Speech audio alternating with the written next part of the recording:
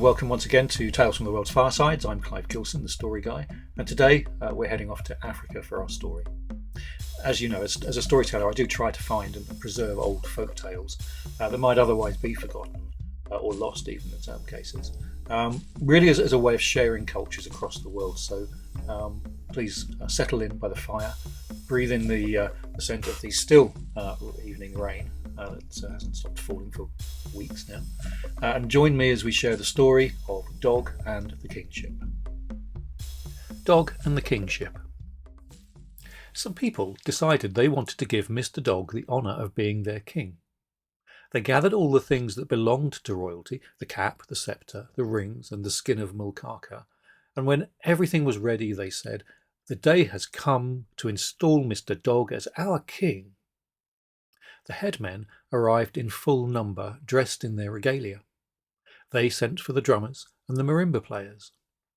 Then they spread out coarse mats and fine mats, and where the lord was to sit, they first laid down a coarse mat, then a fine mat on top of it, and on that they placed a chair.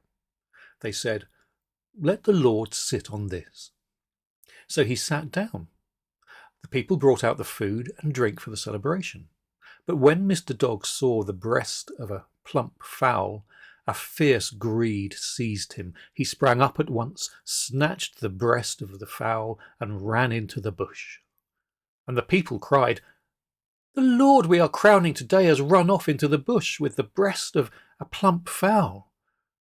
So they packed everything away and went home.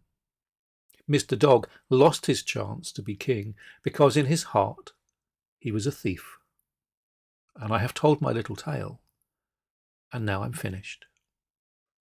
And there I think we have a wrap on the story, Dog and the Kingship. It's a short little story, but it's very sweet. Now, stories like this, I think, remind us that wherever we are in the world, we always find ways to tell stories that touch our hearts or educate us, fill us full of wonder and sorrow. And if you want to find out more about different tales from around the world, then you can explore my collections of folklore and folk tales.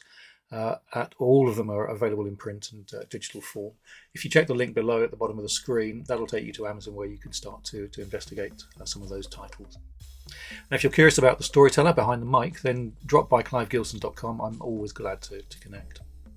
And if today's tale stirred something in you, then please do subscribe, share your thoughts below. I'd love to hear from you.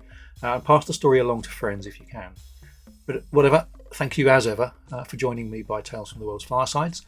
As I said, I'm Clive Gilson, the story guy. And until next time, stay well and keep the stories burning brightly.